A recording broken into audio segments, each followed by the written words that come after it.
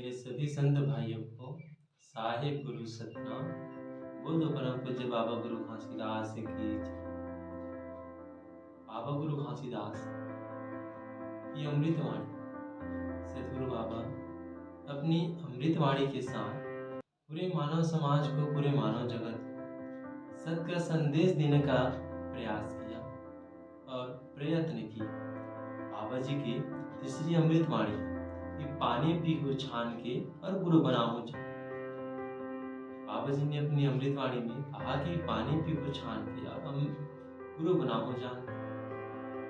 तो बाबा जी ने इसी मुहावरे के रूप में बताया है, अर्थात इसे कहा है गुरु जी ने कि किसी चीज को बिना जाने, बिना समझे उसे मानना नहीं चाहिए। बाबा जी ने अपने इस मुहावरे में यह बताया कि पानी पीहू छान के गुरु बनाऊं जान के, अर्थात किसी चीज को बिना जाने, बिना परखे, बिना समझे उसे मानना नहीं चाहिए। अगर उसे मान रहे हो तो आपसे बड़ा मूर्खता और मूर्खा यहाँ कोई नहीं। तो बाबा जी ने अपनी इस वाणी में पूरे मानव समाज को यह सत्य का संदेश दिया कि बिना जाने किसी चीज को नहीं मानना चाहिए। तो बाबा जी की इस अमृतवाणी को सुन करके संतों ने गुरु जी से इसी सवाल के लिए प्रश्न किया। तो बाबा जी जब नर्मदा नदी के किनारे स्नान कर रहा था, तो बाबा जी जब स्नान करके बाहर निकला तो उसी समय संतों द्वारा भी वहां पर स्नान किया जा रहा था। तो उस समय बाबा जी नहा करके, स्नान करके बाहर निकल करके अपने जो भी वस्त्र हैं उसे बाहर सूखने के लिए छोड़ दिए और बाबा जी एक स्थान पर बैठ करके ध्यान में विलीन हो गए।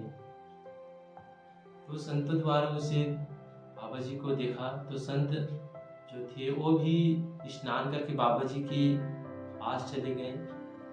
जाने के बाद संतों ने गुरु जी से यह प्रश्न पूछा, ये बाबा जी आपने बताया है कि जो व्यक्ति हम सब सत्य से आए हैं और सत्य में ही चले जाएंगे। तो संतों ने यह बाबा जी प्रश्न पूछा कि जो व्यक्ति सत्य से आए हैं वो सत्य में ही चले जाएंगे। तो संतों ने कहा कि जिस प्रकार एक व्यक्ति अपने घर से निकल के किसी अमुक ग्राम में चला जाता है, उस व्यक्ति को यह तो पता रहता है कि अमुक ग्राम से मैं आया हूँ और अमुक ग्राम में कर्म या कुछ भी कार्य कर रहा हूँ।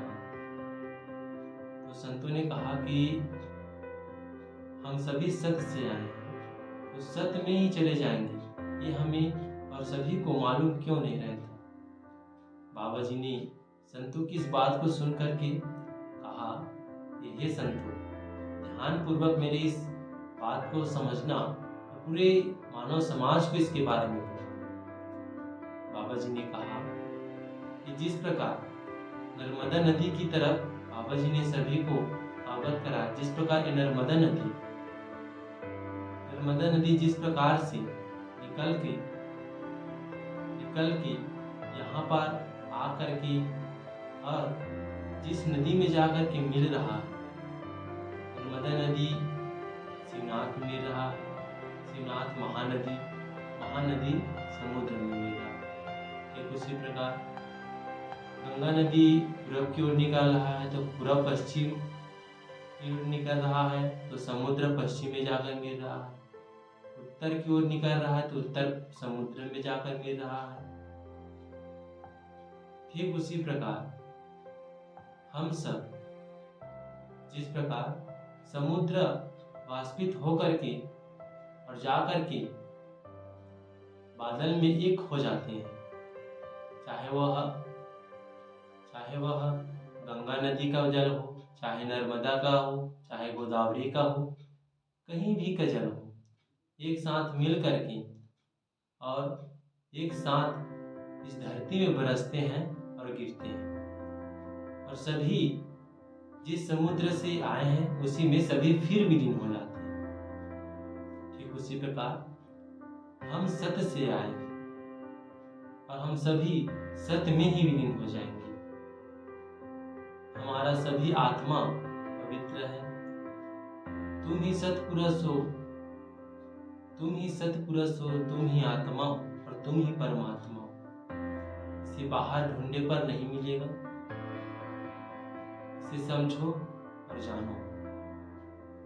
बाबा जी ने सभी संतों को यह सत्य का संदेश दिया कि जिस प्रकार हम जहाँ से आए हैं वहीं विलीन हो जाएंगे। अर्थात अगर आप नहीं जानते कि यह जल गंदा है, खराब है, तब तक उसे आप ग्रहण कर सकते हो। अगर आपको पता चल जाएगा, मालूम हो जाएगा कि यह जल गंदा है, यह अस्वच्छ है, इसे ग्रहण नहीं किया जा सकता, क्या आप उसे ग्रहण करोगे? नहीं। ठीक उसी प्रकार बाबा जी ने कहा कि पानी पीहू छान के और गुरु बना हो जाता, अर्थात सोच समझ कर किसी भी कार्य को करना है। किसी के बहकावे में, किसी के बात में आकर के हमें उसे मानना नहीं है। आप एक बार परख लो, उसे समझ लो, जान लो, फिर आप कार्य करो।